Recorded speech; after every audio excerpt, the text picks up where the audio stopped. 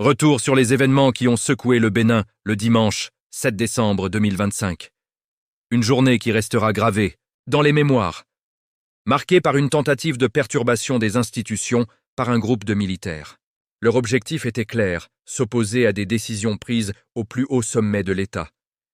Aujourd'hui, nous allons revenir en détail, minute par minute, sur le déroulement de cette journée et de ses conséquences. Tout commence au cœur de la nuit, vers 2 heures du matin. Le groupe de militaires se dirige vers le domicile du général Bertin Bada, le directeur du cabinet militaire du président de la République. Le général, prévenu à temps, parvient à se mettre en sécurité. L'alerte est immédiatement donnée aux plus hautes autorités militaires. La base de Togbin est alors sollicitée pour fournir un appui rapide. Cependant, l'intervention tarde à se matérialiser, un retard qui pousse, État-major, à envoyer le colonel Faïzou Gomina sur place pour évaluer la situation. À son arrivée, il est malheureusement retenu temporairement par le groupe contestataire. C'est à ce moment précis que les soupçons se confirment. La base militaire de Togbin semble être impliquée dans ce mouvement. Peu de temps après, un autre domicile est ciblé, celui du général Abou Issa, le chef d'état-major de l'armée de terre. Le général résiste à l'action des militaires impliqués, mais finit par être momentanément emmené par eux. Cet événement vient confirmer de manière irréfutable l'implication d'éléments de la base de Togbin dans cette opération de contestation. La tension monte d'un cran.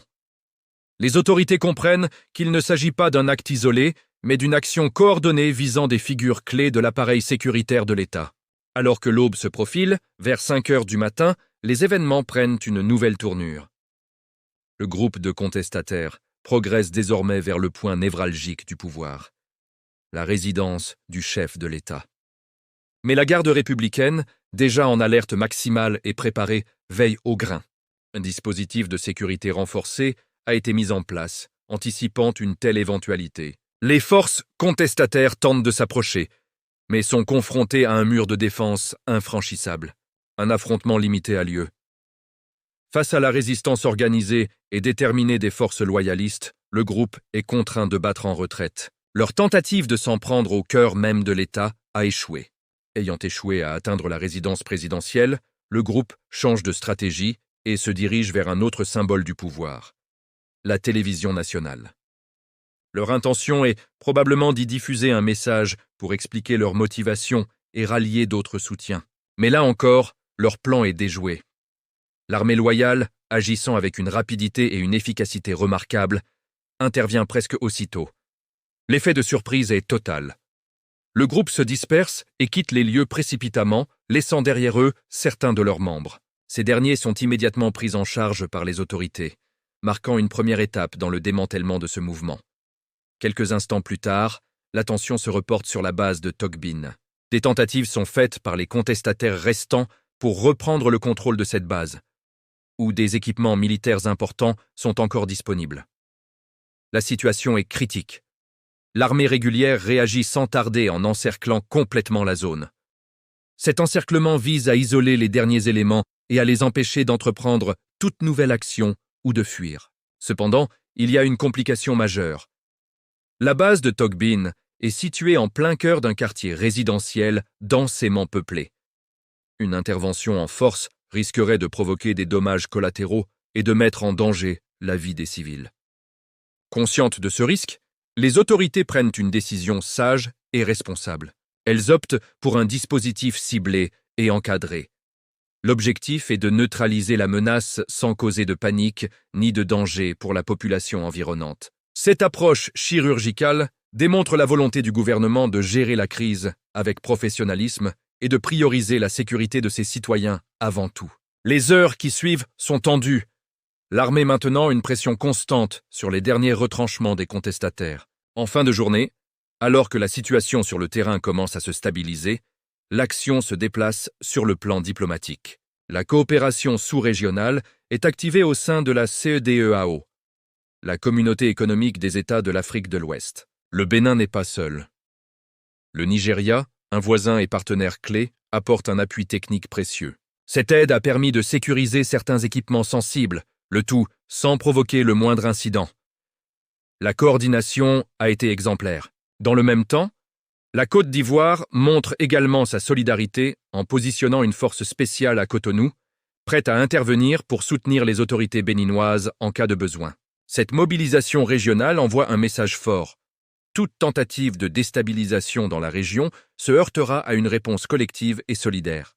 C'est une démonstration éclatante des mécanismes de sécurité collective prévus par la CEDEAO. Le lendemain, lundi 8 décembre, au petit matin, une nouvelle vient soulager le pays tout entier. Le général Abou Issa et le colonel Faizou Gomina, qui avaient été retenus temporairement depuis le début des événements, sont libérés. Cette libération a été rendue possible grâce à un travail minutieux des services de renseignement et à une coordination efficace avec les autorités locales. C'est une victoire majeure pour les forces loyalistes et un signe que l'ordre est en train d'être complètement rétabli. Plus tard dans la journée, le gouvernement se réunit en Conseil des ministres. Un moment de solennité et de recueillement. Une minute de silence est observée en hommage à toutes les personnes affectées par ces événements. Le gouvernement exprime également son soutien indéfectible aux victimes et à leurs familles. Il ordonne immédiatement la poursuite des enquêtes pour identifier tous les acteurs impliqués, à tous les niveaux, et pour évaluer l'étendue des impacts matériels. La justice doit faire son travail en toute transparence pour que de tels actes ne se reproduisent plus. Enfin, le président de la République s'adresse à la nation. Dans son discours, il remercie d'abord la population pour son calme admirable et son soutien sans faille aux institutions de la République tout au long de cette épreuve. Il félicite ensuite chaleureusement les forces de défense et de sécurité pour leur loyauté, leur courage et leur professionnalisme, qui ont permis de faire échec à cette tentative de déstabilisation. Le président n'oublie pas de saluer la solidarité exemplaire des pays de la CEDEAO, en mentionnant particulièrement le Nigeria et la Côte d'Ivoire pour leur appui rapide et décisif. Pour conclure son allocution, il lance un appel vibrant à tous les Béninois. Un appel à renforcer l'unité nationale, plus que jamais nécessaire. Il invite chacun à tirer les leçons de ces événements douloureux pour continuer à bâtir un Bénin fort, stable et résilient, capable de surmonter toutes les épreuves. Un message d'espoir et de détermination pour l'avenir du pays.